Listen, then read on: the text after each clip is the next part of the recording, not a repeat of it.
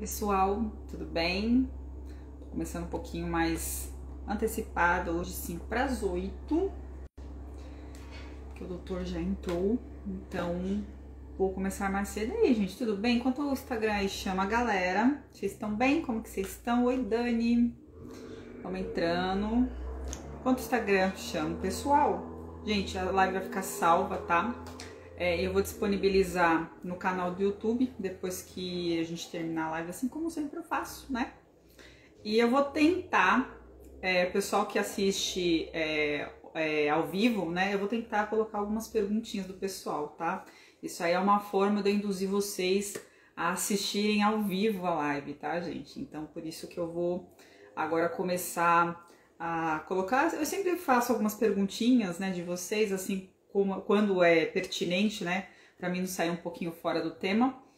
Mas, enfim, vou tentar aí colocar mais perguntinhas para vocês. Eu vou esperar o doutor entrar. Assim que ele entrar, eu já adiciono ele também na live pra gente começar já a nossa querida live. Deixa eu ver aqui se ele já entrou.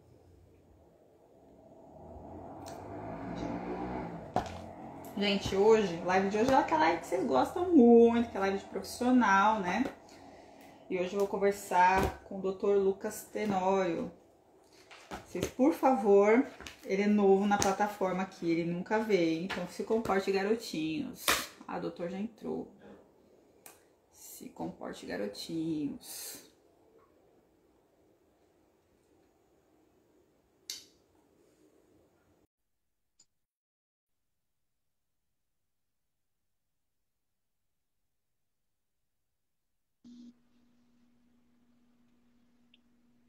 Oi, doutor, tudo bem? Tudo bem, Vanessa?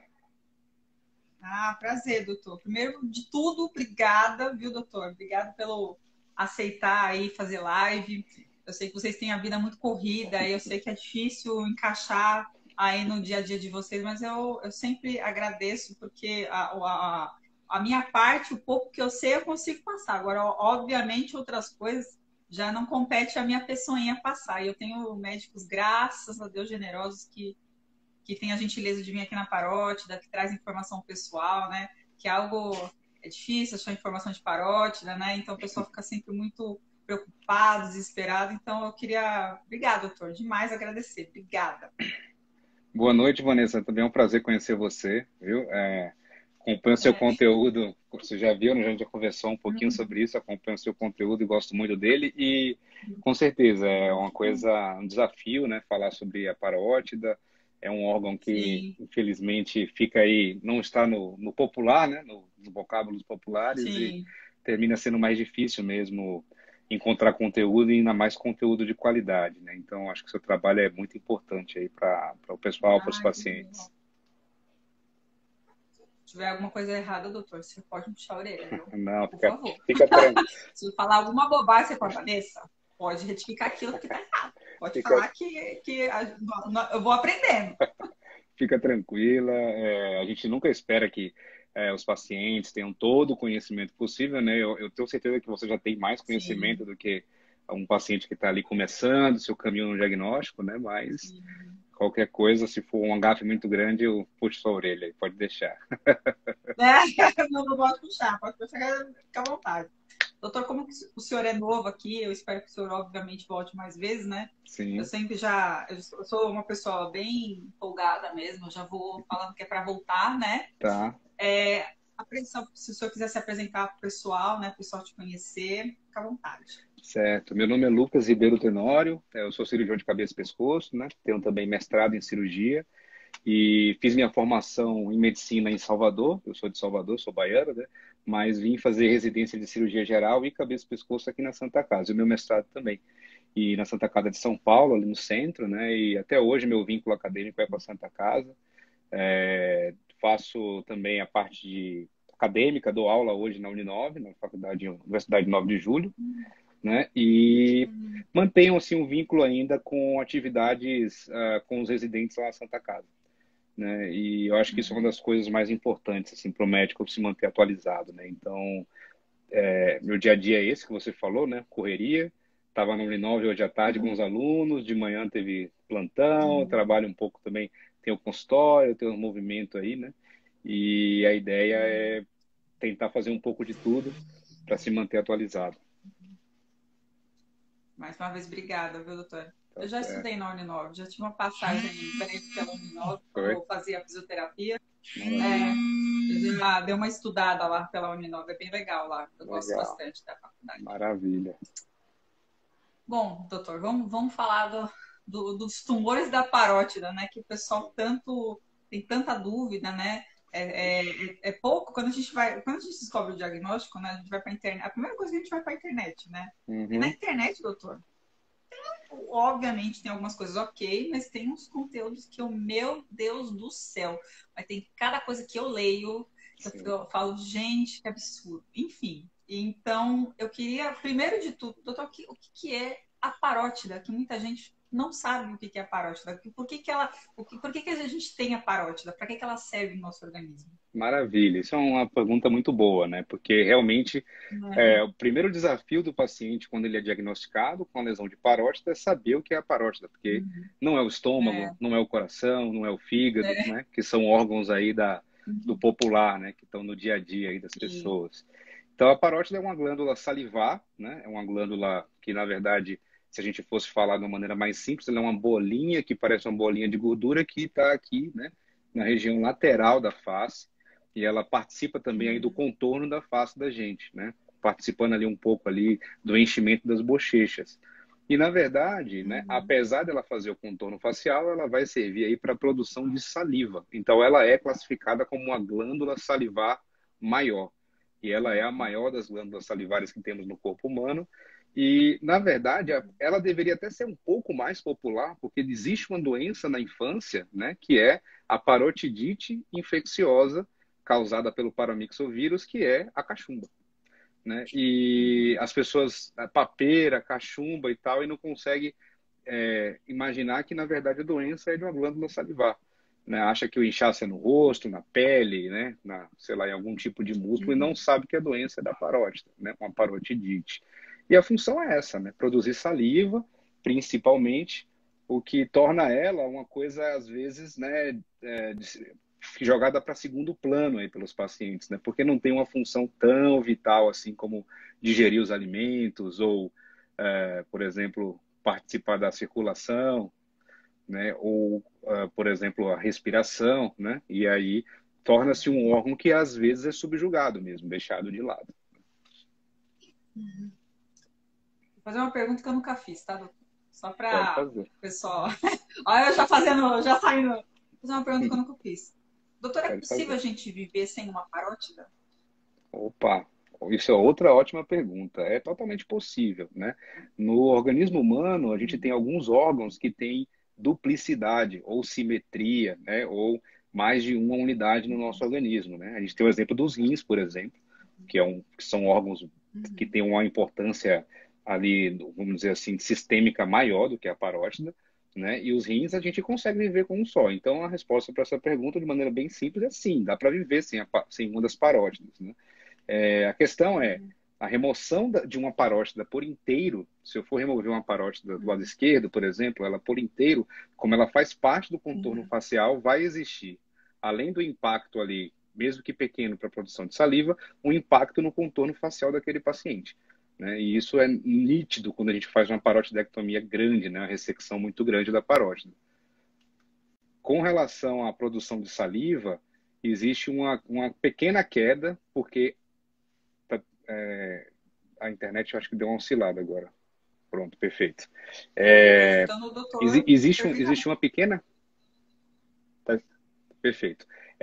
Então, com relação à produção de saliva, existe uma pequena queda da produção de saliva, mas a gente não consegue perceber, porque a maior parte da saliva é produzido por outro grupo de glândulas salivar, que são as glândulas submandibulares, que ficam logo abaixo do nosso queixo, da nossa mandíbula, né? Então, essa glândula submandibular, se a parótida já não é muito relevante para a população geral, imagina a glândula submandibular, né? As pessoas simplesmente ignoram a sua existência. Sim, Mas graças a Deus, sim. a glândula submandibular ela supre completamente ali a falta da parótida na produção de saliva, né? Então, os pacientes eles sofrem mais nas ressecções de glândula submandibular ou, eventualmente, quando sofrem radioterapia na região aqui no interior do pescoço, né? Que aí vai ter uma secura na boca. Já que o senhor falou de submandibular, vou emendar outra pergunta que eu nunca fiz também. Pode? Pode, Pode, pode, né? claro, claro que pode. Doutor, e se por acaso a pessoa teve um tumor na parótida, tirou a parótida, e aí Tá, nasceu um outro tumor na submandibular e ela teve que tirar também. tá. Como que fica a saliva dela? Quando a gente já começa a fazer, né, ressecções maiores, né, comprometimento, inclusive não é incomum a gente precisar, por exemplo, durante um esvaziamento, um procedimento de linfadenectomia cervical, precisar remover a glândula submandibular, porque faz parte, né, de um dos tipos de esvaziamento do pescoço. Então, às vezes, você perde, né, uma parótida de um lado, ou uma parte dessa parótida, e a glândula submandibular. Normalmente, esse paciente ele sente um pouco o impacto, principalmente se for uma pessoa mais minuciosa, detalhista, né? Que vai perceber ali o impacto, um decréscimo, uma secura na boca e tal, mas é comum também o lado que ficou saudável, que permaneceu ali, conseguir dar conta e produzir também uma saliva que dê conta ali do dia a dia do paciente, né? Então não vai haver um grande sofrimento. A preocupação maior seria se ele perdesse as duas glândulas submandibulares, porque aí restaria a produção das parótidas, ou eventualmente de uma parótida, se a outra fosse removida, né? E das glândulas salivares menores, né? Que é um grupo de glândula salivar que fica ali, que é em grande número, que a gente tem na nossa mucosa, dentro da boca, e ele se distribui ali por todo o forro mucoso dentro da boca, da garganta, né? Então, ficaria prejudicado, sim. Então, o paciente sentiria falta. Às vezes, em algumas situações, a gente precisa entrar com saliva artificial ou orientação de fazer uma hiperidratação ao longo do dia, né? Tomar mais água. Então, a vida desse paciente já é um pouquinho mais complicada, né? Doutor, eu sei que, assim, tumores na parótida não tem muito sintoma, né? A não ser o Sim, carocinho. Existe algum sim. outro tipo de sintoma que a pessoa pode perceber sem ser o caroço? Porque às vezes ele nasce e a pessoa não percebe também. Existe algum Só. tipo de outro sintoma? As lesões de parótida, elas realmente têm essa característica, né? Elas surgem numa região que tem ali um tecido adiposo, às vezes ela está muito próxima, que é o fundo da orelha, precisa até de outras pessoas para perceber, né, a lesão, né? Alguns O que é um pacientes, tecido adiposo, doutor? tecido O adiposo é o pessoal tecido, entende. o tecido gorduroso, boa intromissão. O tecido gorduroso que temos no rosto, né? E aí se confunde muito. Algumas pessoas acham que o tecido adiposo, o tecido gorduroso é só do paciente que está um pouco acima do peso ou que está bem acima do peso. Mas todos nós temos, né, uma porcentagem de gordura no corpo e na região da face, das bochechas aqui, é uma região que normalmente existe um acúmulo, né? Todas as pessoas, por mais magras que sejam, vão ter um pouco de gordura aqui. E às vezes, né, como existe um acúmulo de gordura nessa região, a bolinha se esconde ali, demora para aparecer, né? Quando ela aparece, ela é só a ponta do iceberg, vamos dizer assim, né? Esse é o sintoma mais comum, infelizmente, né? Num caso muito mais avançado, o paciente pode ter, né, por invasão do nervo facial, pode ter uma paralisia do nervo facial. Mas aí já é um extremo, né? A gente está pensando num paciente que tem um tumor maligno, com uma invasão do nervo, que é o nervo que mexe o rosto, e esse nervo ele tem a característica de passar no meio da glândula, né? Esse é um sintoma extremo. Os sintomas corriqueiros mesmo é isso, a sensação de massa, e às vezes, como a lesão mais comum é uma lesão que tem um formato irregular, que é o adenoma pleomórfico, né, que a gente deve falar dele mais à frente, às vezes o paciente sente estalos naquela orelha ali, daquele lado, né, ao abrir a boca, e eventualmente, não é tão comum isso, mas às vezes a gente vê paciente se queixar um pouco de incômodo, algo que ele descreve próximo a um incômodo doloroso, né, por conta da proximidade ali com raízes nervosas sensitivas. Tá? E isso não quer dizer que seja maligno, nada disso, tá? Quer dizer que é um incômodo, né? Mas é um sinal meio indireto, né? Então, no final das contas, o paciente percebe mesmo a nodulação, né? É o sintoma mais comum e é o que leva ele a procurar ajuda, e normalmente isso pode acontecer por indicação de terceiros, né? De um amigo, de um companheiro, né? Do irmão, né? Dos filhos, eventualmente. Eu gostei que o senhor frisou isso, porque sempre, tudo que você lê é sempre assemelhador ao maligno, né? E Sim, não necessariamente, né, doutor? O não. benigno ele também pode dar as suas características aí também, Com né? certeza, com certeza. Inclusive, né, a parótida, você vê, né, tem a parotidite que a gente está falando, que é a doença, que é a cachumba, né, que sem Uhum. dúvida alguma seria a doença mais comum aí da glândula salivar da O que é parótida. parotidite, doutor? A parotidite, o final it em medicina, né, na maioria É. das vezes vai significar inflamação, né? Então a Uhum. parotidite é a inflamação da parótida, né? A parotidite é a cachumba, Uhum. né? Como a gente tinha falado Uhum. agora há pouco, a cachumba ou papeira, né? Como já ouvi na Bahia, não sei se aqui em São Paulo as pessoas também chamavam de papeira. Tem também. E Uhum. o termo técnico correto de cachumbo papeiro é parotidite infecciosa, que é a inflamação da parótida causada por um agente infeccioso, que é um vírus, normalmente, que é o paramyxovírus, né? E essa, Uhum. sem dúvida, é a doença que as pessoas mais conhecem, né? Mas no adulto, a Uhum. manifestação clínica mais comum, a doença mais comum, sem dúvida, são tumorações, né? São lesões tumorais, né? E graças a Uhum. Deus, eu acho que para tranquilizar a maior parte das pessoas que estão nos assistindo, mais de 80% das lesões de parótida vão ser benignas, ou seja, tumores de natureza benigna, que não são cânceres, né?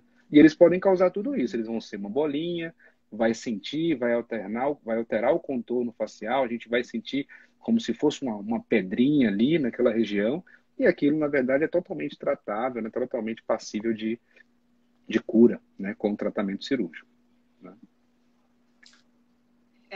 Só tem o tratamento cirúrgico, doutor? Por exemplo, eu descobri a bolinha, estou lá Sim. com o tumor, foi realmente comprovado. Uhum. Não tem pílula que você tome e dissolve o tumor. Não existe isso. Poxa, seria maravilhoso se tivesse uma pílula, né? Nossa, maravilhoso mesmo. Seria Até eu maravilhoso. queria, viu? Pois é, depois eu até que Não gostaria de tem, saber né? como é que foi o seu caso depois direitinho, que eu não sei, eu só sei que você teve uma lesão de parótida, né, e tratou. Depois você me fala aí como é que foi isso. Bom, infelizmente não tem pílula, né? Na verdade, a maioria das lesões sólidas no corpo humano, dos tumores sólidos, tireoide, parótida, estômago, intestino grosso, o próprio fígado, a maioria dessas lesões, que a gente chama de tumores sólidos, seja ele benigno, seja ele maligno, vai precisar de tratamento cirúrgico em algum momento, né? É, Uhum. as glândulas salivares, elas têm uma característica que complica um pouco, que é são lesões que a punção não é muito reveladora. Às vezes a gente tem uma punção que fala uma coisa e aí vai lá, opera e vem outra, então a gente fica meio confuso, né? E Uhum. costuma, se a gente retarda muito o tratamento e eventualmente isso é uma lesão maligna, ela pode vir a ter um Uhum. comportamento mais agressivo, né? Então, infelizmente, nódulo, lesões maciças, lesões endurecidas, maciças na parótida, via de regra o tratamento é cirúrgico, não existe pílula mágica, tá? Para as lesões císticas, que são lesões com uma cápsula e líquido no meio, que às vezes acontecem eventualmente em algum paciente que tem alguma doença autoimune, como a doença de Sjögren, que é a síndrome seca, ou eventualmente em algum paciente no contexto da imunodeficiência humana, que é o HIV, às vezes aparecem cistos na parótida. Nessa situação específica, às vezes é possível fazer uma punção esvaziadora e tentar tratar isso clinicamente, sem precisar de intervenção cirúrgica, mas isso é exceção da regra. A regra é tratamento cirúrgico. Vou fazer outra pergunta que eu nunca fiz, já que o senhor entrou nessa parte, eu vou fazer. Doutor, Tá? qual que é a diferença do tumor e do cisto? É basicamente isso, né, da formação da lesão. A lesão tumoral, ela é uma lesão, é uma multiplicação de células, então ela costuma ser sólida. Ela pode até ter um conteúdo líquido ali, mas ela é sólida, ou seja, ela é um bloco maciço de células, formando ali uma bolinha, uma Uhum. tumoração. O cisto é isso, ele é uma cápsula, ou seja, só uma capinha e no meio dele líquido. Então, o cisto de qualquer parte do corpo vai ser assim. O cisto de tireoide também é assim. O cisto do fígado, o cisto do baço é uma cápsula, uma capinha com líquido dentro. E as lesões císticas, via de regra, não só na parótida, têm um comportamento benigno. né? E por conta disso, né, para se evitar uma cirurgia que possa vir a trazer um déficit facial, um problema mais sério, uma síndrome de Frey, né, a gente termina, né, optando aí por fazer a punção, às vezes, para esvaziar. A questão é, precisa individualizar o tratamento, né? Às vezes o paciente tem um cisto volumoso e aí o cirurgião indicou cirurgia, é melhor, né? É avaliar caso a caso e decidir. Mas um cisto pequeno, às vezes a gente pega pacientes com HIV, por exemplo, isso é uma coisa que acontece eventualmente. Tem alguns cistos de parótida, cistos pequenos que não causam repercussão clínica, a gente individualiza o caso ali, às vezes só fazia com punção, guiada por ultrassom, e no caso das lesões sólidas, infelizmente, né, a punção vai servir mais para guiar o tratamento, ou seja, guiar o diagnóstico para a gente decidir a forma de tratamento. Mas ainda não temos ali um apelo, uma forma de tratar os tumores sólidos sem tratamento cirúrgico. E, infelizmente, as punções não são 100% assertivas, né, doutor? Se tratando de glândula salivar, né? A glândula salivar tem essa característica, né? Não sei se alguém já falou isso para você, mas isso talvez não seja nem só uma impressão minha. Mas quando a gente estuda anatomia na faculdade, se você colocar uma parótida do lado do pâncreas, eles são muito parecidos à distância. O pâncreas e a parótida são parecidos mesmo. Você olha para eles e, nossa, como eles são parecidos. Então, são órgãos que ele tem um componente gorduroso, né? Como se fosse um emaranhado de gordura ali, e vai ter o que a gente chama de células acinárias. No pâncreas, as células acinárias vão produzir insulina, e no caso, os ácidos pancreáticos também produzem o suco pancreático, que digere, né, a comida, né? Então, o pâncreas tem essa função, e na parótida, as células acinárias vão produzir saliva, né? Basicamente. Eles são tão parecidos que existe a amilase salivar, que é a enzima produzida nas glândulas salivares, e existe a amilase pancreática, né? Então, são muito parecidas, né? E o que acontece com a parótida e com o pâncreas? É um tecido onde a gente tem uma dificuldade muito grande de análise de imagem, é um tecido que a gente tem uma dificuldade muito grande de análise celular. Então, o colega que vai estar fazendo a análise da punção, ele olha aquilo, ele tem muitas incertezas. Aí existem classificações para tentar, né, enquadrar aquilo ali de uma forma que guie, mas não existe nenhuma classificação ainda muito assertiva, né? Então, as classificações, elas são meio até, vamos chamar assim, meio medrosas. Elas, olha, isso aqui pode ser maligno, e aí deixa a pessoa meio assustada, e às vezes chega lá, é um adenoma pleomórfico, ou é um tumor de Warthin, que é uma lesão super rica, assim, do ponto de vista de análise de lâmina, né, do patologista. E também é verdadeira essa informação para congelação. Quando o patologista é avisado que ele vai fazer uma congelação para a glândula salivar, ele treme de medo, entendeu?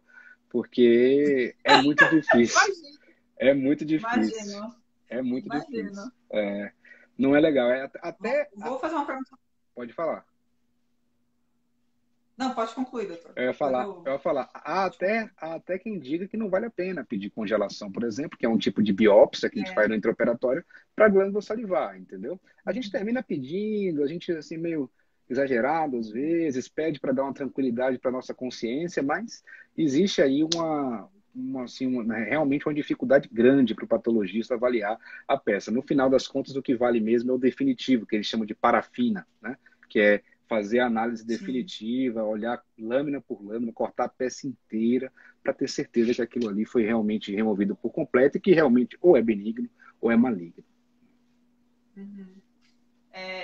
Vou fazer uma pergunta de curiosidade minha. O senhor falou que os dois é muito parecido, né? O pâncreas com a parótida. As células acinárias, por acaso, é ela que dá aquele formato de como se fosse uma esponjinha? Então, as células acinárias, elas se organizam, o ácino é como se fosse a organização das células, né?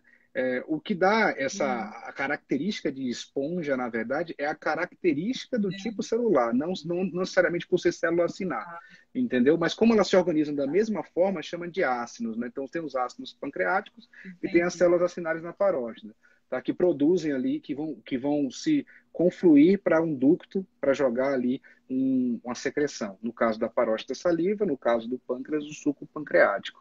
né? Mas assim, isso macroscopicamente é muito parecido, assim, demais até. Você olha, se botar um pâncreas aqui, tá tudo certo, entendeu? Transplanta o pâncreas pro rosto, que fica parecendo uma parótida, entendeu? Né? Arrancar um pedaço. Não, mentira. Arrancar um pedaço aqui. Não, acho que não vale a Doutor, pena, viu? não dá, né? Não vai, né? Não E, vai. doutor, quais que são os tipos de tumores que pode ocorrer na parótida? Bom, essa é outra pergunta que não pode faltar de jeito nenhum, né? Sem dúvida alguma, principal tumor, né? O primeiro, o segundo, o terceiro, o quarto e o quinto colocado é o adenoma pleomórfico, né? Brincadeiras à parte, na Sim. verdade ele vai ocupar aí 85%, há quem diga 90% das lesões, ou seja, 80, 90% das lesões de parótida vão ser benignas, né? São tumores que a gente botaria o sorrisinho do lado dele, né? Os tumores bonzinhos, será que a gente pode chamar assim, né? Porque quando a gente compara ele com o maligno, né? Ele é melhor, né? Claro que não. Não Eu existe, não acho que tumor presta nenhum, não doutor. existe Todo tumor, tumor é pouco para mim. exatamente, não existe tumor Não existe tumor bonzinho. bonzinho. Para mim, qualquer tumor é Isso, porcaria. exatamente. Isso é uma pegadinha. Obviamente, não existe tumor bonzinho, né? A gente chama de tumor benigno, mas é uma ilusão, né? Chamar uma lesão tumoral de boazinha, né? Na verdade, isso é uma falha de comunicação, né? Volta e meia, eu puxo a orelha dos meus alunos também. A gente teve um exemplo recente, inclusive, de um ministro do STF que falou que operou um câncerzinho que não espalha na cabeça, na pele da cabeça, né? E eu sempre discordo desse tipo de opinião. O tumor benigno é um tumor que não se espalha, né? Uma lesão sólida que não se espalha. É basicamente isso, né? E graças a Deus ele não se espalha, mas é uma lesão tumoral, né? Então, assim, dentro da parótida, pelo menos, a maioria das lesões são essas lesões benignas, que é o adenoma pleomórfico, né? E vai ter uma parcela aí de pacientes que, apesar de ter relação com o cigarro, o tumor de Warthin também é um tumor benigno, que é o segundo principal aí da parótida. E aí a gente entra nos tumores malignos, né? Os tumores malignos, o mais comum dentre eles, e também aí eu posso falar outro, graças a Deus, é o mucoepidermoide, que é uma lesão que tem um pouco menos de agressividade quando a gente compara com as lesões adenoides císticas, né? Que são lesões que habitualmente têm uma evolução não tão favoráveis assim. E dentro desses tumores, isso que é interessante falar para os pacientes, né, que é difícil explicar, né, a mídia, a grande mídia trata muito assim, o famoso tal faleceu de câncer, ou está com câncer, câncer daqui, câncer dali. E hoje a gente sabe que o câncer, ele é uma doença com nome e sobrenome. Então, o câncer de Sim. próstata, ele não tem nenhuma relação com câncer de parótida, que não tem com... E eu falo pelo comportamento, né? Geneticamente, eles até podem ter uma Sim. questão, mas o comportamento é totalmente distinto, né? Então, não adianta eu falar assim, fulano tem um câncer de parótida. Câncer de parótida é um termo muito abrangente, né? Pode ser um mucoepidermoide, pode ser um adenoide cístico, né? Que são as lesões que mais a gente vai ver e, sem dúvida alguma, o mucoepidermoide vai ser aí uma lesão que a gente vê um prognóstico, uma forma de pensar em cura mais favorável do que no adenoide cístico, por exemplo, né? Que são lesões que costumam ter um potencial de agressividade maior. Existe algum tipo de tumor benigno que pode se tornar maligno, doutor? Pronto, essa também é uma ótima pergunta, né? Voltando ao nosso tumor mais comum, né? O adenoma pleomórfico, e Achei que o senhor essa ia falar querido, eu já ia falar, não, aí já é demais, né? Eu já falei, voltamos ao querido Adriano Ferrari, já pra cá. não, Aí é de brincadeira. querido, não, nada, não quero um negócio, não desejo isso para Não, ninguém. O tumor de parótida mais comum também é responsável aí também pelo índice de malignização, né? E aí a gente encontra, né? Porque acho que isso é o que mais confunde quando a gente vê essa nomenclatura de bonzinho que as pessoas terminam se confundindo falando, né? Mas se ele é bom, por que eu preciso operar e correr o risco de ter as intercorrências da cirurgia, né? Então você tocou no cerne aí, no ponto-chave da justificativa da gente fazer o tratamento. O adenoma pleomórfico, ao longo do tempo, tem um potencial de malignização e ele é cumulativo ao longo dos anos. Então, se eu diagnostiquei meu adenoma pleomórfico aos 20 anos de idade e eu não fiz nada, e eu estou com 40 anos, com 45, eu tenho uma chance desse adenoma pleomórfico se degenerar no que a gente chama de carcinoma ex-adenoma, né, que é um tipo de carcinoma que ele leva esse nome, ex-adenoma, porque ele surgiu de um adenoma pleomórfico. Ou seja, a justificativa para a gente submeter os pacientes ao tratamento cirúrgico é justamente a chance que ele tem de malignização ao longo da vida. Pãozinho não tem nenhum, né? Todo Nenhum. tumor é tumor, seja benigno, seja maligno, né? O pessoal tem uma mania de falar que tumor benigno é benigno, vai tirar, não tem problema nenhum, mas não, né? E existe essa confusão também nas lesões de tireoide também, a gente escuta muito isso. Ah, é um câncerzinho, né? É uma lesãozinha, fica tranquilo.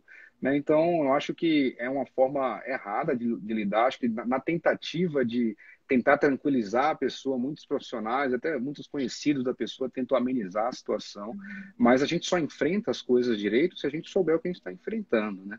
Então, às vezes, uma pessoa leiga, né, sei lá, uma pessoa que não é tão estudada, ouve, ah, não, é tranquilo, e deixa lá 5 anos, 6 anos, e quando vai ver, Sim, já é um problema mais sério, né? Então, a gente tem que tratar as coisas de maneira séria, né? exatamente.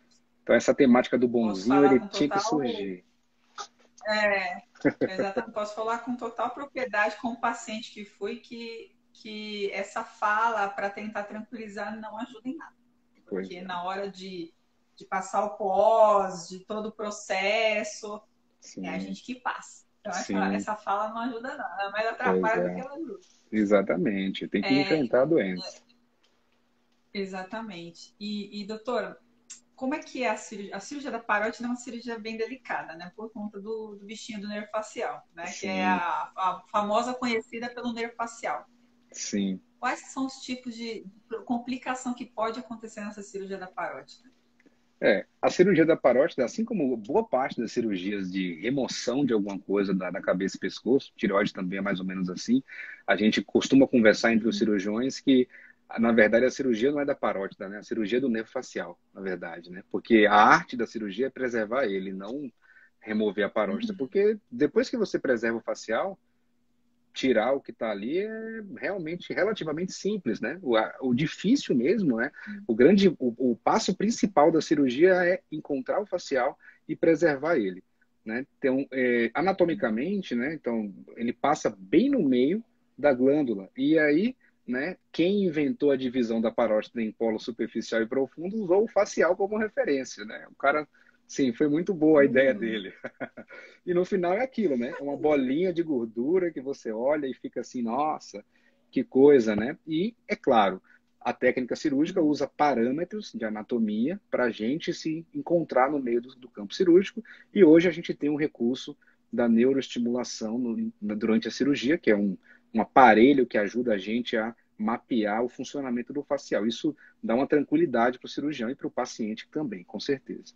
E aí, no final das É o contas, famoso monitor de nervo facial, né, doutor? exatamente, é o monitor do nervo facial, que na verdade, ele é um monitor de nervos, né? A gente pode usar ele para tireoide também, pode usar ele para o nervo aqui, o acessório, que é o nervo do ombro, e para o facial, ele é, sem dúvida, assim, uma coisa que hoje é até difícil a gente falar em atendimento particular e de plano de saúde sem esse recurso, né? Porque é um recurso que é quase que visto como um item obrigatório, né, para fazer esse tipo de cirurgia, pelo risco, né? Porque, como você mesmo disse, né, qual é a complicação mais frequente? Né? A complicação mais temida e mais frequente que a gente pode ter aí numa situação de uma dissecção mais ali, uma manipulação maior do nervo facial na cirurgia é ter alguma deficiência na movimentação do rosto. Né? Então, o nervo facial tem essa função. Ele vai piscar os olhos, ele vai mexer a área do nariz e da testa e vai mexer também o nosso lábio, né? Fazendo o bico e fazendo também o sorriso. Né? Então, temos exemplos de pessoas que fazem a cirurgia e fica com uma leve deficiência para mexer aqui o lábio, que a gente chama da deficiência do ramo marginal da mandíbula, né? Que é um dos ramos do nervo facial. E eu acho que isso, sem dúvida alguma, é o que preocupa mais o paciente, né? De ter a preocupação de ficar com a cara torta, vamos dizer assim, né? Que é como as pessoas costumam dizer. Né? E, na verdade, hoje, né, para fazer uma cirurgia para um adenoma pleomórfico, a chance da gente ter um déficit definitivo, de ter um problema mais grave, de ter uma secção do nervo, né, de cortar o nervo facial, de ter que sacrificar o nervo facial, que é ter que cortar ele, tirar ele fora, é muito baixa, né? A gente fica mais preocupado com esse tipo de complicação em tumores malignos, volumosos, com proximidade grande do nervo, né? Aí, nessa situação, realmente, isso precisa ser muito bem conversado com o paciente, né? Eu sempre falo para os meus pacientes que cirurgia não é matemática, né? Muitos me perguntam, mas pode acontecer comigo? Pode, tá? Assim como a gente pode ser atropelado ao atravessar a rua, assim como a gente pode ser assaltado se a gente sair na rua em São Paulo, né, dando bobeira, não pode acontecer? Exatamente. Pode acontecer. Então, Exatamente. são riscos. A gente usa tudo o possível hoje para minimizar esses riscos. O monitor do nervo facial é um desses recursos, né? Claro que o conhecimento anatômico, a experiência do profissional e o preparo pré-operatório também, tudo isso faz diferença, né? Os exames, né? E claro, a complicação do nervo facial é sempre a que mais permeia as conversas sobre parótida, mas existem outras complicações que também podem acontecer, né? Que é uma cirurgia, né? Sangramentos, infecções, seroma, a velha síndrome de Frey, que a gente deve falar daqui a pouquinho também, pelo menos rapidamente, porque é uma complicação até Uhum. interessante, vamos dizer assim, do ponto de vista Super científico. interessante. É, é interessante, né? Como acontece. No corpo humano é um negócio muito assim É, interessante como as coisas acontecem, né? E entender, e é interessante a gente procurar entender para saber resolver também o problema, né? Como resolver o problema.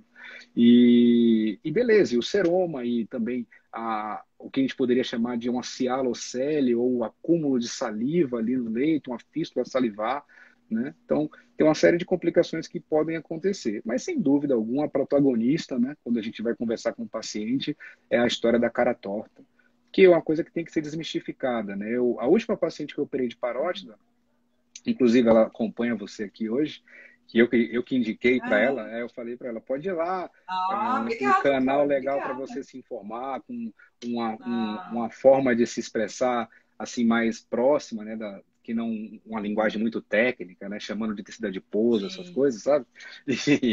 E Uhum. aí eu falei para ela, você tem que ver e tal.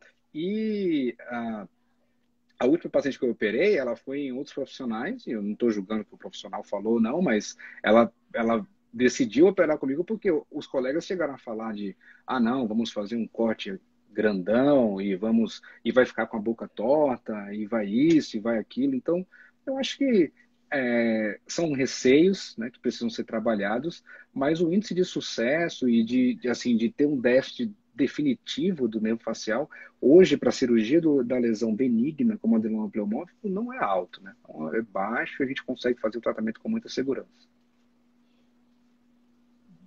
Doutor, eu vou só voltar um pouquinho, porque como o senhor falou do monitor de nervo, Uhum, é, é, eu respondo muita pergunta assim. Vanessa, meu médico não vai utilizar o monitor de nervo, não vou fazer cirurgia. uhum. Pode operar sem esse monitor de nervo, doutor? Pode, tá? Pode. Hoje, no Sistema Único de Saúde, né, a gente opera 90, Tudo bem. 95% sem monitor de nervo, tá?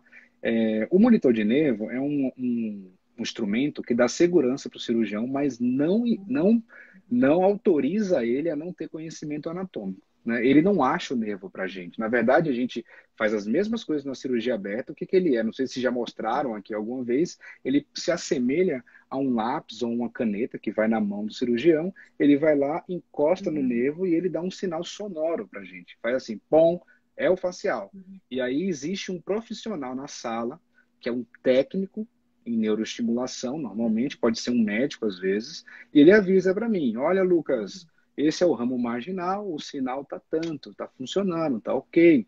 E a gente vai continuando a cirurgia. Então, qual a tranquilidade que o monitor de nervo dá? Durante a cirurgia, a gente consegue ali ir tateando e sentindo como é que está o negócio. E a gente já consegue prever se uhum, no pós-operatório vai haver alguma necessidade de intervenção precoce com fisiofacial, ou né, aquela história da uhum, kinesioterapia, algumas formas de driblar aí os problemas que podem acontecer com uma paralisia, mesmo que parcial, do nervo facial, né? Na uhum. situação do Sistema Único de Saúde, mesmo sem o monitor de nervo, o índice de déficit de nervo facial é muito baixo, entendeu? Então é uma ferramenta de segurança, é um conforto, é como falar para você, poxa, Vanessa, você viveu a sua vida inteira sem ar-condicionado. Aí você comprou um ar-condicionado ano passado, você consegue viver sem ele agora? Acho que não, né? Vai ser difícil, né? Então, isso é um exemplo. É. Né? A gente Uhum. vai se acostumando a conforto, e nessa situação o monitor não traz só conforto, né?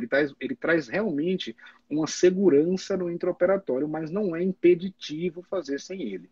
Tá? A gente continua fazendo, como eu falei, no sistema de saúde suplementar, que seriam os planos de saúde ou as cirurgias privadas. É muito Uhum. raro hoje, dentro de São Paulo, por exemplo, a gente fazer cirurgia sem esse recurso. Mas fora daqui, eu tenho certeza que não Uhum. é tão incomum assim, entendeu? A gente está falando da maior É. cidade do país. Mesmo assim, dentro de São Sim. Paulo, né, eu falei que eu sou da Santa Casa, a gente tem, né, na verdade, uma ou outra doação da indústria para pacientes mais complicados e a gente termina usando. Mas, sei lá, a cada 10, 15 casos a gente vai usar uma vez isso, entendeu? Então, não é impeditivo.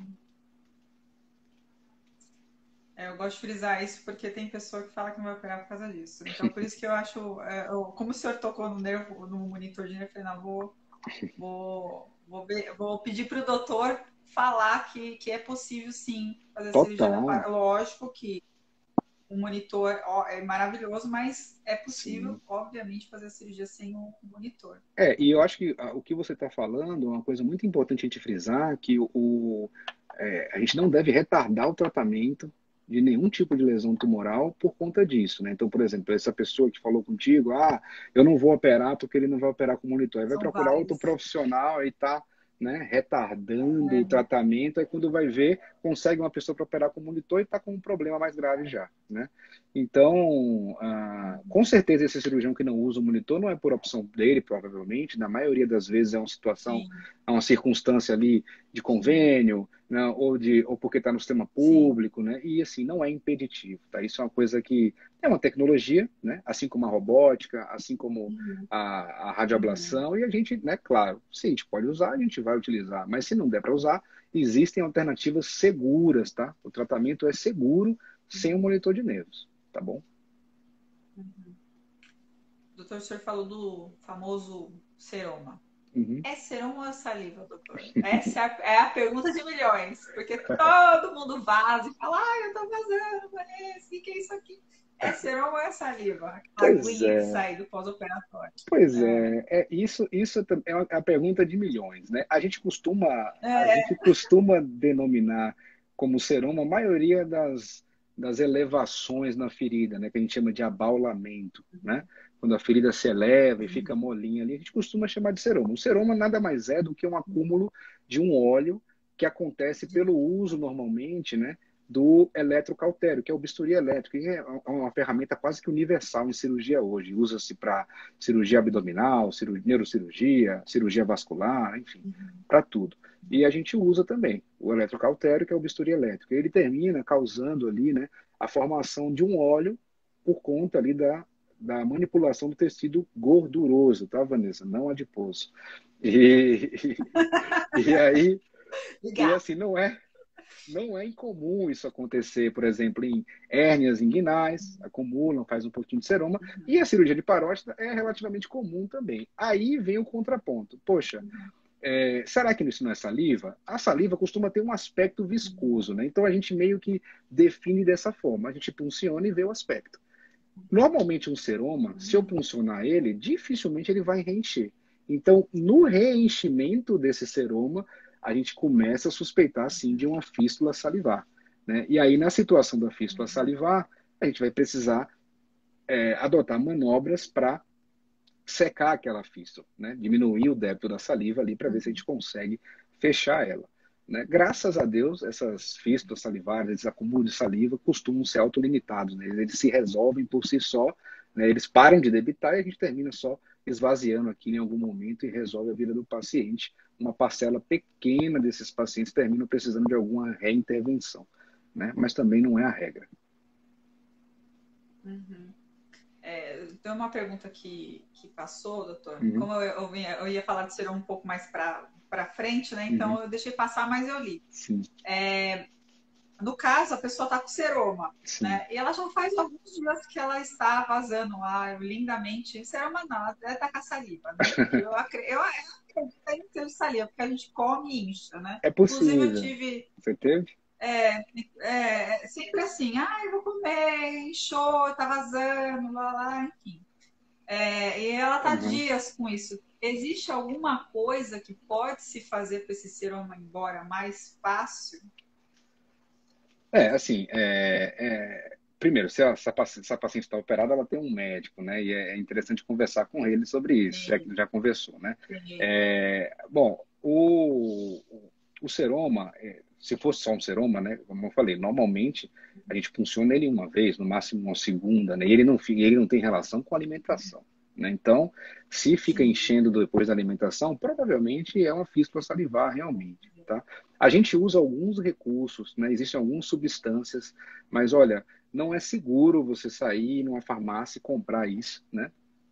Sem conversar com o médico. Mas a gente usa, às vezes, a propantelina, que é uma substância que precisa ser manipulada em farmácia de manipulação, que pode ser até em creme, e passa na região da pele mesmo. Ela costuma diminuir o débito de saliva da parótida. A gente pode usar alguns tipos de substâncias que a gente chama de que não produz, que diminui a produção de saliva no nosso organismo. Um dos destaques, por incrível que pareça, é o Buscopan. Não sei se você já ouviu falar disso. O Buscopan é um medicamento que a Sei. gente costuma usar. E tem a atropina, que esse sim um medicamento de alto risco para uso sem orientação médica, porque a atropina ela serve para secar a boca, mas ela serve também, ela funciona ali diminuindo a frequência do coração. Então, um risco elevado para uso sem orientação. Além disso, né, e aí o Buscopan, antes que alguém pergunte, poxa, mas o Buscopan serve para secar a boca? Não, ele não serve para isso, ele serve para cólicas, né? Só que ele tem como efeito colateral a secura na boca, né? E a gente usa o efeito colateral dele para tratar isso. E, em último caso, existem também os remédios a gente usa para os pacientes que têm incontinência urinária, que é o Retemi, que também tem esse efeito colateral de secar a boca. Tá? Então, a gente usa alguns recursos e, claro, o recurso que a gente mais usa, na verdade, além dos remédios, é fazer pressão na região. Então, dá para usar uma mentoneira, que é um tipo de cinta facial para apertar a região, ou dá para fazer um curativo apertado ali mesmo, né? Uma região onde está enchendo, a gente faz um curativo apertado e vai esperando aquele débito diminuir, né? Habitualmente, o que é que eu faço? Eu chamo o paciente na consulta, esvazio, faço o curativo compressivo e deixo algum medicamento. Mais recentemente, Ah, Vanessa, não sei se você já ouviu falar disso também, a gente tem usado bastante fisioterapia, né? bandagem? Bandagem, exatamente. E massagem na região. A última fístula que eu tive, Sabendo. a última fístula que eu tive, Eu já tô sabendo. eu resolvi dessa forma. Eu resolvi não foi uma físio, foi uma fono que faz essa parte, né, de drenagem linfática, da parte cérvico-facial. Essa paciente estava com a fístulazinha, já tinha funcionado 3 vezes, já estava com aquele desgaste de, nossa, será que vai ter que operar e tal. Eu mandei para a fono que trabalha comigo e ela fez lá 2 ou 3 dias de massagem e kinesioterapia e zerou, né? Então, uma Legal. alternativa. Pois é. Então, assim, tem várias formas de trabalhar com isso e realmente é uma coisa que se você botar na internet, nossa, você não acha informação boa para isso, sabe? É muito difícil. Muito A difícil. bandagem é recente, doutor. A É, bandagem é algo bem recente. E como ainda não sim, tem muito estudo científico direcionado, é difícil achar mesmo. sim, É que é algo bem novo mesmo. sim. É recente o uso da bandagem para pós-operatório em geral, né? Usa-se muito para ortopedia, né? Você vê jogador de futebol, de Sim, vôlei usando. E aí sim. começou a se reproduzir isso, né? Na região da face, a gente faz muito esvaziamento, aí tira o gânglio linfático, né? E aí o paciente fica com linfedema, aí usa a bandagem, fica ótimo, né? Costuma ter uma evolução muito favorável. E a síndrome de Frey, doutor? O que falar dela, da síndrome de Frey? Olha, a síndrome de Frey, como eu falei, né, é muito interessante. Eu acho que o corpo humano é muito interessante, né? Mas é uma coisa assim difícil de explicar, né? Porque é uma sudorese gustativa, né? A sudorese gustativa, que é uma coisa assim que, poxa, né? Às vezes, inclusive, deve até atrapalhar do ponto de vista estético, uma pessoa maquiada ali, poxa, vai se alimentar e fica sujando e tal. E aqui, será que aquilo é saliva? Será que é suor e tal, né? A conexão que esses nervos fazem, né? Uma conexão patológica ali, assim, que coisa, né? E é uma síndrome que costuma ter uma resposta razoável, não é tão boa, mas razoável com o uso de Botox, né? Algumas pessoas não respondem bem ao Botox, ou têm receio de fazer o Botox e termina não ficando legal. E parte das pessoas Uhum. terminam tendo um quadro também meio autolimitado. Só que tem uma parcela de pessoas que, né, vai ficar mesmo que com um resquício ao longo da vida, né?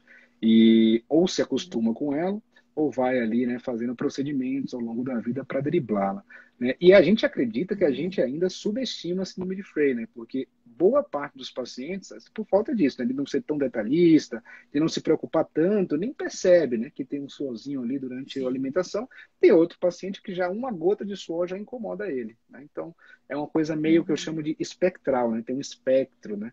Tem gente que reclama muito, tem gente que não Uhum. reclama nada, né? Mas a síndrome de Frey uma complicação que tem esse ar de interessante, né? Chama atenção a forma que a complicação acontece, né? Que é uma conexão de nervos que termina causando aí uma relação da mastigação, né? Com a sudorese, né? Que acontece ao mesmo tempo. Então a gente sua saliva pela pele e sua por dentro, é isso, doutor? É como se fosse É? isso, né? É como se fosse isso. Se a gente fosse falar, se a gente fosse falar no popular, é isso, né? Mas é importante o Aham. paciente saber que o que está saindo na pele não é saliva, né? É suor mesmo, mas ela acontece por uma inervação, a inervação se cruza. É como se o nervo, na hora de cicatrizar, um se conectasse com o outro, e os nervos do nosso corpo, eles se assemelham muito a cabos, a fios, né? Então, uma tomada ali, aquele fio que você usa para ligar os aparelhos domésticos, pronto, é aquilo, é um conduíte, né? Um fio que vai conduzir o impulso elétrico. E aí, na hora de cicatrizar, um encosta no outro ali e vira essa zona que é a síndrome de Frey, né? Que homenageia, inclusive, um grande nome da medicina, né? E, assim, é interessante, né? Sim. Assim, é uma complicação que a gente está dando risada aqui falando, porque é uma coisa muito interessante realmente, né? Você fica, nossa, como assim? Você come, e eu lembro que, para você ver, né? Eu tive um síndrome de Frey durante minha formação, um paciente que a gente fez uma cirurgia, não era de parótida em si, esse paciente tinha uma lesão de pele grande, aí saía um pedacinho da parótida na cirurgia, precisamos fazer uma linfadenectomia grande, e ele fez um retalho para reconstruir, enfim, né, não vamos entrar nesses detalhes. E aí, ele era um senhor, e ele ia muito na missa, e ele costumava, né, ir lá, receber a hóstia e tal, e aí lá ele tomava com vinho. E era nessa hora, ele falou, doutor, na hora que eu vou comer a hóstia com uma tacinha de vinho, eu fico todo ensopado, doutor. Eu falava assim, meu Deus, e na verdade era só de um lado, né? Aí eu ficava assim, meu Deus do céu, Sim. que coisa, como é que eu vou controlar isso? E era um paciente do sistema público, e aí eu não tinha o Botox, não tinha os recursos que eu precisava, né? Então a gente foi ali tateando, eu fiz o teste na época, a gente comprovou que era um Frey mesmo, e graças a Deus, com o passar do tempo, foi se abrandando, sabe? E ele não precisou de grandes intervenções, mas foi muito interessante, É assim. possível regredir a síndrome de Frey, doutor? Então, tem paciente que tem bem exacerbado no início, né? E aí, com o processo de cicatrização, o tecido de cicatricial que a gente chama de fibrose, né, costuma ter uma regressão ali, pode ter um abrandamento do sintoma, né? Mas tem paciente que fica com sintoma para o resto da vida. E a maioria das complicações de cirurgia vai ser assim, né? Tem gente que fica com a paralisia do nervo facial, aqui no ramo da mandíbula, nos primeiros 10, 15 dias ela vai se recuperando e resolve. E o Frey também. Tem paciente que vai ter um quadro leve e vai ser autolimitado, e tem paciente que, infelizmente, vai perdurar ali pela vida com a sintomatologia. Eu acredito que, inclusive, você tem, né? Eu acho que você já comentou isso em alguma live, né? Que você tem o Frey. Tenho. Faz com a torneirinha. Sempre foi. É muito maravilhoso. É muito mágico. Não, mas é que assim, eu tô muito acostumada, entendeu? Quando eu acho que o meu pós-operatório ele foi tão conturbado que Sim, quando aconteceu a síndrome de Frey, eu falei, tá bom, deixa pra lá. sim, Então, para mim, foi muito tranquilo, né? sim. Mas É socialmente, chato, né? e porque socialmente, visualmente, as pessoas te olhando, você vermelho, escorrendo, é horrível, É, né? é Mas aqui chato. comigo, mas tem pessoas que, ó, o pessoal rindo, é porque não tem o que fazer, né? É, É que eu tenho um vídeo que tem muita gente que tem uma salada, que hoje em dia eu não como mais coisa ácida, porque minha síndrome de Freire é muito exacerbada, então eu acabo não comendo nada assim de ácido para não atacar a bonita. Sim, E aí no vídeo eu como e escorre, e sim. sai, aí fica aquele vermelho, Aham. escorre, né? E o pessoal até brinca comigo, fala, mas Vanessa, é um guardanapo com a boca e um pro rosto. Tá tudo bem. O Pelo menos no importante rosto é não a é, vida que segue. pelo menos no rosto não é É, saliva, né? exatamente. Mas Exatamente. olha, também tem uma coisa, né? Isso é uma coisa que é importante falar. Hoje, há algum tempo já, existem as cirurgias que a gente chama de minimamente invasivas, que a gente tenta poupar Sim. ao máximo o tecido parotídeo. Claro, eu não estava na sua Uhum. cirurgia e eu tenho certeza que você foi bem tratada aí. Normalmente, quando a gente remove uma área maior da glândula, existe um risco maior de ter isso, né? Por exposição ali da área interna da glândula. Né? Então, por isso que se fala muito hoje em cirurgias mais conservadoras, de diminuir o dano, mas às vezes não é possível fazer, né? E eu não sei se Porque você a minha tem. cirurgia, doutor, foi faz 500 anos atrás. Foi? Essas técnicas de hoje em dia é bem recente. A minha Aham. foi há 12 anos atrás. Então, Tem assim, bastante tempo meu mesmo. médico, obviamente, ele fez o melhor possível para mim naquele momento, daquela época que ele podia, né? Sim, sim, É com que agora, certeza. graças a Deus, graças à ciência, cada vez mais vão implementando situações. Eu espero que um dia coisa que tome e dissolve. Mas, enfim, vamos ver se a ciência consegue chegar lá. Eu espero. Assim, eu tenho assim, plena convicção de que existem pessoas se esforçando para fazer, para melhorar isso, tá? Essas aplicações Sim, estéticas que a dermatologia faz, além do Botox, ácido hialurônico, essas sim. coisas, já foram testadas, né? Para preencher ali, ver se consegue driblar isso. A gente não tem nenhum resultado promissor ainda, mas eu acho que vai chegar lá, sabe? Porque o que a gente tem que evitar é reoperar esse doente para tratar uma complicação se a gente não tem certeza que a cirurgia vai resolver, né? E por Uhum. exemplo, nunca reoperei freio. Eu já vi colegas casos de reoperação para tentar resolver e, Que assim, vergonha. não tem um resultado bom, sabe? Então, eu penso assim, Que vergonha. que tem que tentar um tratamento menos invasivo do que a cirurgia. A pessoa tem que ser muito maluca para querer fazer outra cirurgia de parótida para sanar síndrome de Freire. Não, pelo amor de Deus, eu não consigo nem Botox. Se você falar para mim, a Vanessa aplica, eu sei que é maravilhoso, eu sei que algumas pessoas aplicam e ok, mas assim, não, tá bom, deixa aqui, não precisa mexer não, já tá tudo mexido aqui, já tá tudo bem, já faz muito tempo, tá tudo certo, não precisa, tá tudo bem aqui. O importante é que É, tá assim, tá tudo certo. Eu acho legal a forma que você E encara isso, eu acho muito legal, porque é bom que você passa para o paciente que eventualmente venha a ter, que isso não é o fim do mundo, entendeu? A pessoa às vezes fica cheia de exatamente. medos, né? E no final das contas, o Sim, importante é tratar a doença, né? Claro que se for sim. possível ficar sem nenhum probleminha, melhor, né? Claro, né? Mas Uhum. o mais importante é focar no tratamento, né? Sem dúvida. Não, mas eu sempre tenho que trazer com primeiro porque é característica minha, graça de Deus, porque se eu falasse de doença e fosse pesado, misericórdia, eu acho que nem eu ia conseguir assistir meu filho. Mas é porque a gente precisa ver o outro lado, né? Sim, Não tem, acho que não tem muita escapatória. Ou você encara a doença e vamos lá e vamos seguir, ou você fica naquele sofrimento constante que não vai chegar uma hora que não vai dar bom. A cirurgia, seguir, vai ficar livre disso. E depois é a vida normal, né? São coisas que dá para você, que você consegue viver muito bem, assim. Hoje em dia tem várias coisas que dá para você fazer, enfim. Então, sim. dá para seguir, dá para ser. Sim, com certeza. Teve uma pessoa, acho que foi a Jessie numeróloga, falou aí que o tamanho do corte, pelo que eu entendi, ela fez uma cirurgia já, né? E tem um corte Sim. grande. Eu não sei se está recente, tá? Mas habitualmente assim, Uhum. o corte da cirurgia da parótida, tudo bem, nenhum corte é legal, né, no nosso corpo, né? Mas ela costuma respeitar esse contorno facial aqui e, habitualmente, a longo prazo, é uma cicatriz que fica com um aspecto estético razoavelmente bom quando comparado com regiões mais expostas, que é a região anterior do pescoço ou no meio do rosto, né? A gente não vai falar que é uma coisa maravilhosa, mas ali, ó, a Vanessa mesmo já está mostrando a dela e durante toda a live não foi possível vê-la, né? A gente estava sem ver essa É, cicatriz, né? É claro que você provavelmente não É. deve, né, achar, falar assim, ah, eu preferia não tê-la, mas, né, dentro das circunstâncias, eu acho que é razoavelmente aceitável, vamos dizer assim, né? E eu acho que a Jessie, que está falando disso, dessa cicatriz, se for uma coisa muito recente, Uhum. tente não pensar nisso agora, porque quando é recente, tudo é meio feio mesmo, inchado, com aspecto Uhum. inestético, né? Pouco estético.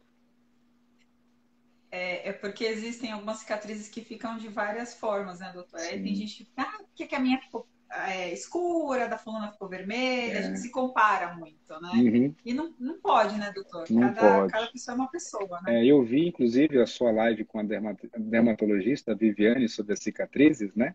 E interessante que cicatriz é isso, né? Cicatriz tem um componente do fio utilizado, mas da condição genética da pessoa. Eu, por exemplo, tenho uma pele mais Uhum. escurinha. O paciente que é da pele escura também vai ter a característica de ter uma chance maior de ter os queloides, as cicatrizes hipertróficas, que está associado também à genética da pessoa, né? A bagagem genética da pessoa. E é isso que a gente não tem o que fazer, né? A intervenção na Uhum. genética ainda não é possível, né? A esse ponto. Mas a gente usa os melhores fios hoje, tecnologia, para tentar minimizar, né? E cada pessoa é uma pessoa diferente, né? No final, né, Uhum. eventualmente, se for uma coisa corrigível também, dá para corrigir, refazer uma cicatriz, por exemplo, entendeu? Fazer uma pequena plástica, isso é possível fazer também, tá? Quando existe uma extrema insatisfação. Mas, né, como você mesmo disse, cada pessoa é uma pessoa diferente, a gente precisa respeitar também os limites do nosso corpo, né?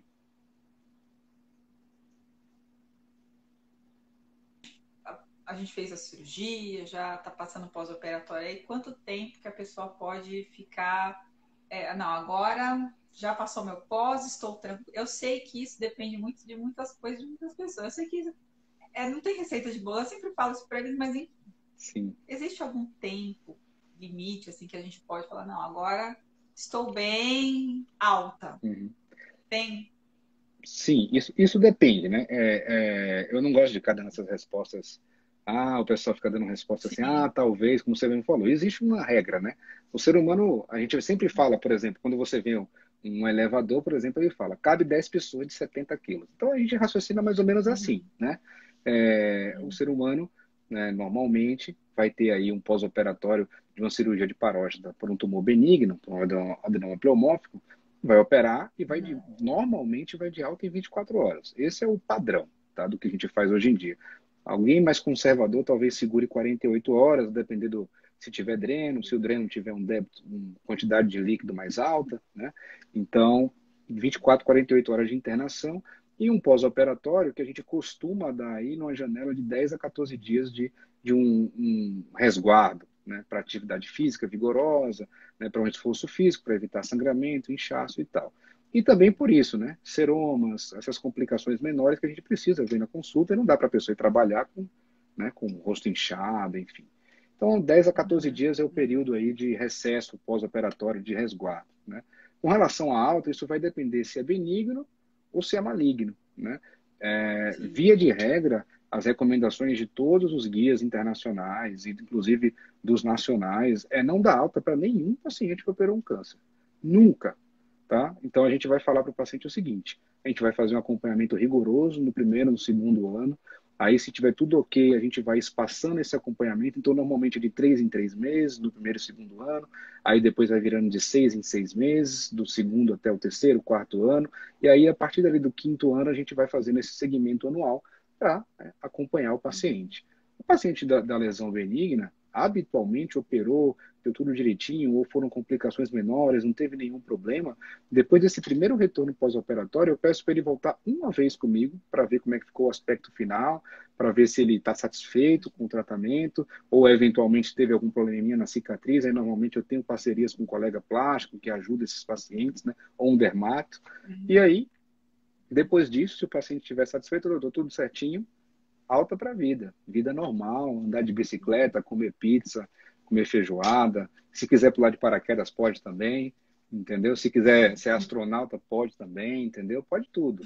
Não tem problema. Eu acho que a grande restrição que eu não chamaria nem de restrição, porque eu acho que isso termina restringindo as pessoas, né, e causando assim um estigma. O câncer também não é impeditivo, né? Tem paciente que tem o câncer, faz o acompanhamento direitinho, olha, deu tudo certo, nunca teve uma recidiva, uma recorrência da doença, né, um retorno da doença, não tem metástase, não tem nenhum problema, vida que segue, e a gente vai acompanhando e libera para tudo, né? Exercício, libera para absolutamente tudo, mas a gente não dá alta, né? Ele acompanha com a gente, ele ou ela acompanha com a gente para sempre, Sim. né? É um acompanhamento para ter uma segurança, né? Porque tem esse risco, né? Por mais que a gente se distancie da recidiva, que é a recorrência, né? A volta da doença, quanto mais tempo a gente se distancia do tratamento, existe, né? Um risco, mesmo que irrisório, ele existe. E o cerne do acompanhamento é encontrar alguma coisa no início e tirar e tratar de uma vez, entendeu? Essa é a questão.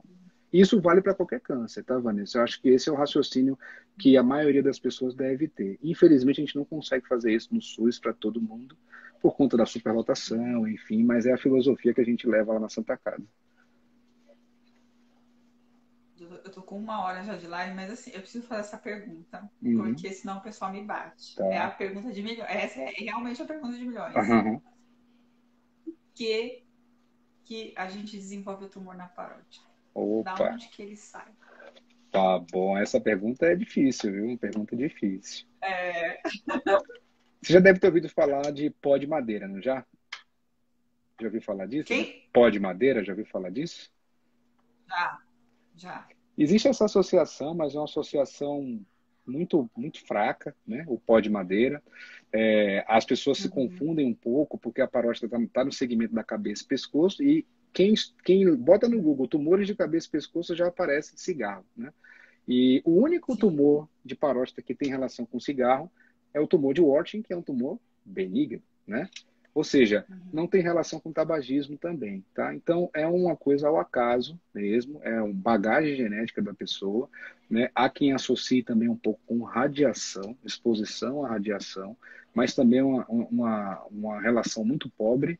Provavelmente, assim, eu não te conheço a fundo, mas olhando para você, eu não consigo imaginar você trabalhando com radiação, por exemplo, a não ser que você fosse técnica de raio-x, por exemplo, né? Então, assim, quando a gente joga na população geral de pacientes que têm lesões de parótida, a gente não consegue encontrar aquele denominador comum, como acontece, por exemplo, no tumor de pulmão ou no tumor de boca, de garganta, né?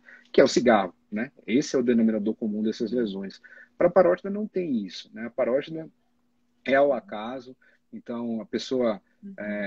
vai ficar se sentindo ali, nossa, que fui sorteada, que azar e tal, mas é a bagagem genética de cada um, né? E precisa Uhum. respeitar isso e correr atrás do tratamento, é isso que é importante, né? Então a gente não tem ainda, infelizmente, um fator causal exclusivo para poder combater ele na sua fonte e impedir que aconteça, né? Infelizmente, Infelizmente. É. infelizmente. Doutor, eu não tenho mais tempo. Não podia aqui, ó, ficar horas falando de diversos. Eu vou convidar o senhor, obviamente, para voltar mais vezes, tá? Uhum. Ó, o senhor já sabe que eu sou um pouco abusado, né? Então, quando a pessoa vem, tem essa gentileza, falar, então, peraí, que vai voltar para falar das coisas. Ô, Tá doutor, certo. obrigada. Obrigada pela gentileza, pela disponibilidade, por estar trazendo informação de parótida que é difícil. Eu sei que é muito complicado. Sim. Enfim, então, eu queria demais agradecer e eu quero que o senhor volte mais vezes. Opa, eu estou disponível, tá? Eu já falei para você, eu acho muito legal. Eu não estou puxando o seu saco, eu estou falando sério. Eu acho muito importante o que você faz. Acho que a coisa mais importante que você faz é trazer um conteúdo palatável, né? Fácil de entender para pessoas que estão num momento que é um momento de desespero, muitas vezes, né? Uma situação que, né, a pessoa não sabe nem o que é parótida e o cara fala, você tem um tumor na parótida. A pessoa já dá, né? Entra num parafuso eterno, né? E fica complicado. Então, sempre achei muito legal a sua página. Eu acho que é muito importante para o trabalho que você faz, mesmo para estudantes de medicina, para pessoas que em teoria já estão estudando ali, tá? É importante acompanhar seu conteúdo. Falar de parótida não é fácil mesmo, encontrar conteúdo de parótida não é fácil. E parabéns, viu? E eu estou disponível, já sabe onde me encontrar. Ah, pode ter certeza que vão encher mais meu seu saco, viu, doutor? Tá certo, Pode ter certeza. tá Obrigada, viu, certo. doutor? Tá bom, Obrigada de verdade, viu? tá certo, Gente, vamos Vanessa. dar tchau pro doutor. Obrigada, viu, doutor? Muito Boa obrigado. noite. Boa noite, Vanessa. Tchau, tchau. Tchau, Tchau. pessoal.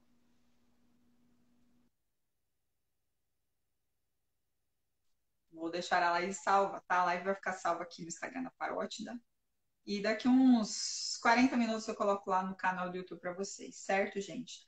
Eu vou tentar, da próxima vez, falar mais as perguntinhas de vocês, tá? Mas só de quem está participando ao vivo. Isso é uma forma que eu vou encontrar aí de vocês interagirem ao vivo comigo e com o doutor. Certo, gente? Obrigada, viu? Beijo para vocês. Tchau!